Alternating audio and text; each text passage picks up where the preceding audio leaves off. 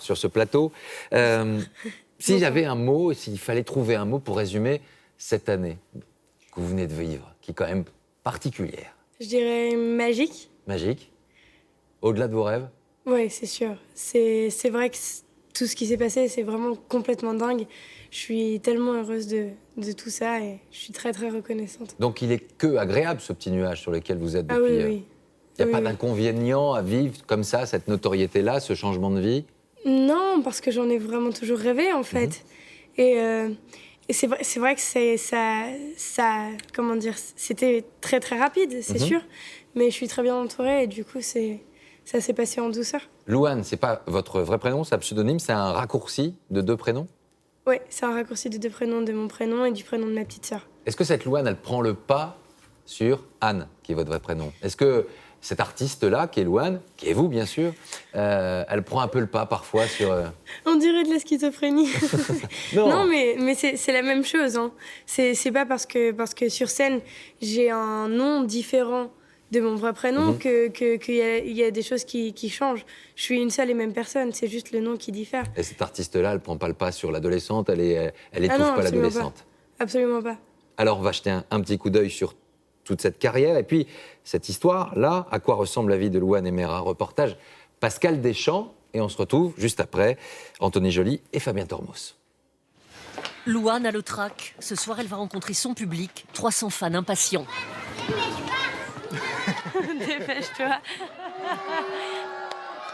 Car elle a beau avoir séduit des millions de spectateurs et téléspectateurs, le temps est venu pour elle d'affronter la scène. C'est le jour 1, celui qu'on retient. L'occasion d'éprouver les tubes, déjà, de son premier album. Tu me remplaces.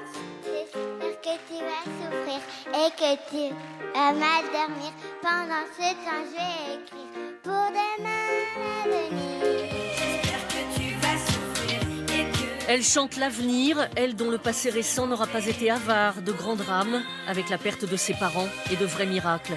C'est parce qu'elle savait chanter qu'elle fut choisie pour incarner Paula dans la famille Bélier.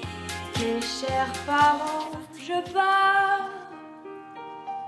Je vous aime et je pars. Vous n'aurez plus d'enfants ce soir. Je ne m'enfuis pas. Suivront 7 millions de spectateurs et un César qui la laissera presque sans voix. Bah, papa, maman, c'est pour vous. Louane n'est pas seulement devenue célèbre, elle est devenue populaire parce que, comme le disent les professionnels, elle est restée elle-même. S'il y a une chanson qu'elle n'a pas envie de chanter, parce qu'elle ne se reconnaît pas dans ces mots-là, elle ne se reconnaît pas dans ce qu'on lui propose, elle dira tout simplement non. Et c'est là où le public perçoit que cette fille ne les trahira jamais. Et en quelques mois, sa popularité s'est envolée, une popularité qui touche toutes les générations. Qu'est-ce qui te plaît bien chez elle? Parce qu'elle est belle. Elle a une très jolie voix et aussi elle est charmante. Disponible pour son public, encore, Louane et Mera, c'est la grande sœur dont on rêve, la chic fille qu'on voudrait ne pas quitter. Et cette histoire d'amour ne fait que commencer. Salut tout le monde. Et vous avez plutôt une bonne nouvelle à leur annoncer parce que vous allez partir en tournée. On va découvrir ensemble l'affiche de cette tournée. Donc effectivement, c'est pour quand? Ça commence quand? Ça commence en novembre. Ouais. Ça commence début novembre et j'ai vraiment, vraiment trop hâte d'y être. Ça, c'était un rêve d'enfant. Enfin, d'enfant. C'est un rêve si proche. C'est vrai que j'ai commencé à en rêver enfant, mais Ouais. ça a toujours été un rêve. C'est un rêve que j'ai depuis toujours. C'est vrai que c'est aussi pour ça que je fais ce métier. Et d'ailleurs, c'est même surtout pour ça que je fais ce métier. Parce que en général, quand on fait un album, c'est après pour Aller sur scène. pouvoir aller À sur la scène. rencontre du public. Vous vous souvenez de cette photo? Oui, Ouais, c'était il n'y a pas si longtemps, finalement. je sais pas, je dois avoir 5 ans sur cette photo. Votre nounou, c'est elle qui décide, c'est elle qui vous pousse à aller faire ce concours de chant. Vous avez pu lui en reparler de tout ça, toute cette histoire? Ben oui, bien sûr. Là, ça fait longtemps que je l'ai pas appelée, elle va me tuer. Faut que je l'appelle. Mais oui, bien sûr qu'on a pu en reparler. Enfin, c'est grâce à elle, c'est elle qui m'a poussée à faire ça et je lui en serai toujours reconnaissante, quoi. Est-ce que vous êtes hyperactive? Le réalisateur, Monsieur Lartigot, qui vous a suivi pendant La Famille Bélier, il vous avait mis un coach pour parfois apaiser vos excitations sur le plateau? Ouais, et pour apprendre à jouer aussi. Ouais, c'est vrai que je suis Très active. très active, ouais. J'aime pas trop me poser. Bah, c'est plutôt une bonne nouvelle pour nous parce qu'on vous suit et on aime bien vous suivre. Il n'y aura pas de bac cette année. Il y a des dizaines de milliers de personnes qui se préparent en ce moment. Ça, c'est un choix d'adulte, se dire la musique, le cinéma, ma vie est tellement intense, forte, j'ai des choses à faire. Et le bac, ça sera pour peut-être plus tard ou en tout cas pour le moment, c'est pause. C'était compliqué pour moi, c'est vrai, de choisir entre l'école, la musique et le cinéma. Et je me suis dit que voilà, quand on a un rêve et que voilà, le train passe, si on monte pas dans le train, on ne sait pas s'il y en aura un deuxième derrière.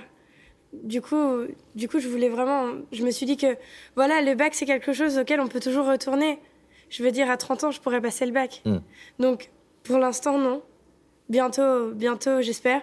Le problème, c'est que si j'avais pas passé le bac, on n'aurait pas pu sortir l'album. Enfin, si j'avais passé le bac, on n'aurait pas pu sortir l'album maintenant.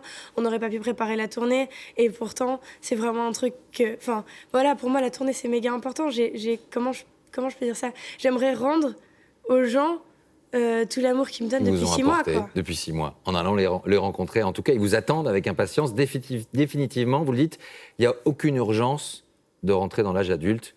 Vous préférez vivre ces instants-là. Je suis entre les deux. Vous êtes entre les deux. Je suis entre les deux. C'est vrai que voilà, je